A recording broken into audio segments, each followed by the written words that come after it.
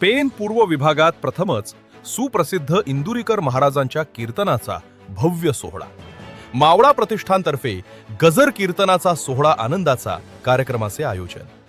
Pen पूर्व विभागात प्रथमच मावळा प्रतिष्ठानच्या वतीनं गजर कीर्तनाचा सोहळा आनंदाचा या भव्य दिव्य कार्यक्रमाचे आयोजन करण्यात आले आहे.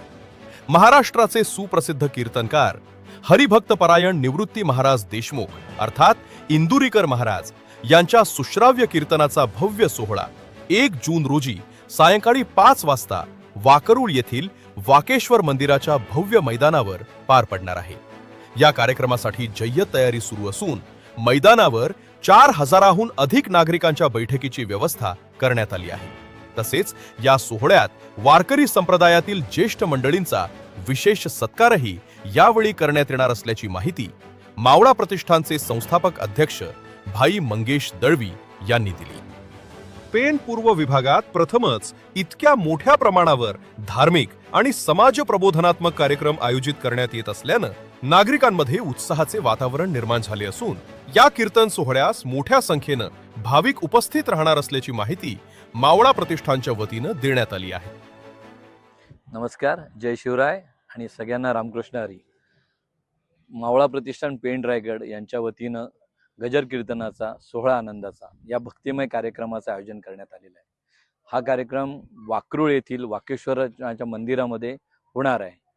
या कार्यक्रमाकरता महाराष्ट्रातील सुप्रसिद्ध कीर्तनकार निवृत्ती महाराज देशमुख इंदुरीकर यांचं सुश्राव्य असं कीर्तन सोहळा होणार आहे आणि हा पहिल्यांदाच या भागात होत असल्या कारणानं हा आपल्या सगळ्यांसाठी अभिमानाची आणि आनंदाची बाब आहे. कीर्तन ही महाराष्ट्रातील संत परंपरा आहे. कीर्तनाने आपण आपल्या सगळ्यांना संस्कार, आपल्या सगळ्यांना चांगली जाणीव, चांगलं वळण ह्या गोष्टींसाठी कीर्तनरूपी सेवेचं आपण आयोजन करण्यात आलेलं आहे. आत्ताच्या धावपळीच्या युगामध्ये आपल्या सगळ्यांनाच शांतता आणि समाजाला एकतेचं एखादं मंत्र देण्याची गोष्ट कीर्तनातून चांगल्या प्रकारे करता येईल असा विचार सगळ्यांनी करून आपण महाराष्ट्रातील नामवंत कीर्तनकार इंदुरीकर महाराज यांचं कीर्तन 1 जून 2026 रोजी सायंकाळी 5 ते 7 या वेळेमध्ये वाकरूळच्या वाकेश्वर मंदिरात आयोजित करण्यात आलेलं आहे. मी या व्हिडिओद्वारे आपल्या सगळ्यांना निमंत्रणही देतो आणि विनंती करतो की कीर्तन हे 5 ते 7 या वेळेतच चालू होणार आहे.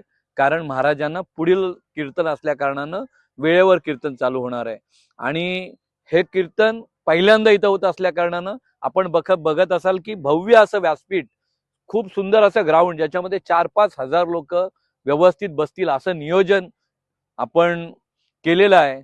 म्हणजे मावळा प्रतिष्ठानच्या द्वारे, ग्रामस्थांच्या द्वारे ह्या भागाच्या सर्व लोकांच्या मदतीनं हे सगळं नियोजन आपण करत आहोत. पुन्हा एकदा आपण सगळ्यांनी या कीर्तन सेवे रूपेला या.